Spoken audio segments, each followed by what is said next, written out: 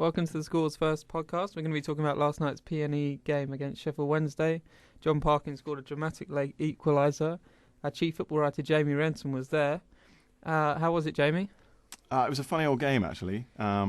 Preston were never really in it from start to finish. I think they started off the first 10 minutes and you thought they were going to carry on with their decent home record of late, but they were never really that much of an attacking threat.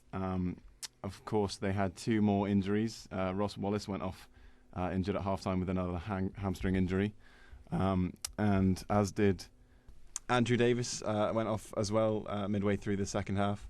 And I think Sheffield Wednesday dominated pretty much from the first 20 minutes through to the end. Preston were very, very lucky right at the end of the game to nab a late equaliser through John Parkin, who kind of pounced like the beast does at the end of the game. But he, other than John Parkin, who did have a good touch throughout the game, there was no real threat from the Preston side.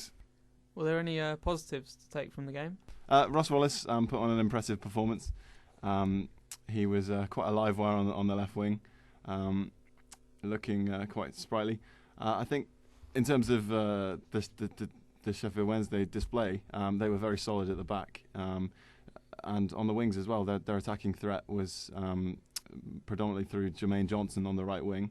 He had a couple of good efforts and tested Andy Lonergan in the Preston goal. Other than that, Preston were on the back foot for a lot of the game, and Sheffield Wednesday kind of didn't really let them play. I heard a couple of fans talking after the game, and they were really unimpressed with Preston's display. People were saying, or commenting on Stephen Elliott's performance, saying that he had a very, very poor touch, and that he was contributing nothing to the Preston performance. John Parkin, I think, was the standout highlight, as I've already said. Held the ball up well, looked lively, had a header at the end of the first half, which struck the bar. Paul McKenna had a couple of shots during the game. But other than that, I don't think Preston really threatened. And Sheffield, probably one of the better performances from a visiting team to Deepdale this season was shown by the Owls yesterday. Yeah, we've seen Preston do quite well at home recently, and they haven't really come under that much pressure. The North End are at home again this Saturday. What do you think they need to do to improve on the performance we saw last night? I think they're going to struggle. Alan Irvine obviously has been struggling for players to choose for the team in recent times. There's been a lot of injuries, and I think he might even struggle to get a full squad of 16 out on Saturday.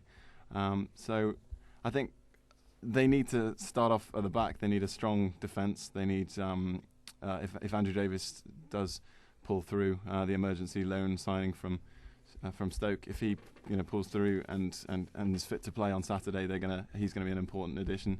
They need to be strong at the back, and if they can kind of hold out and get a clean sheet, I think they've got what it takes to score up front. Parkin has proved that he can kind of lead the line and nab a goal for Preston. But I think yesterday what was most concerning was the midfield. There was nothing really coming through from the midfield other than Ross Wallace on the left wing. But again, if Ross isn't fit for the weekend, North End are going to struggle. But I think mainly their problem at the moment is just getting a full squad of players out. If they can get back to full strength, then they can carry on with the home form of late that's seen them do so well. But judging by last night's performance, with a depleted squad and not much options in the midfield and up front, they're really going to struggle. Defeat Saturday, lucky draw some might say last night. As you said, depleted squad. Is this the beginning of the end of Preston's Championship playoff hopes? I think it could be, actually. They've obviously slipped out into 8th position after the result from yesterday. But again, they're level on points with Bristol City and Swansea City, I think. So, I mean, it's going to be a tight finish to this year. But obviously now is the worst time to be getting these injuries. And Alan Irvine has been particularly unfortunate of late. The hamstring curse that is much talked about has seen 5 players in the last 2 weeks ruled out with the hamstring injuries.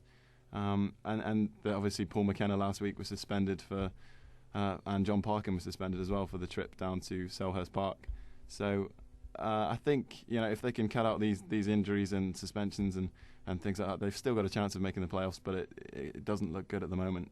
If things like this keep happening, I think Preston are really going to struggle to make the playoffs. Okay, thanks, Jamie. There's your insight from the score on last night's Preston North End game against Sheffield Wednesday.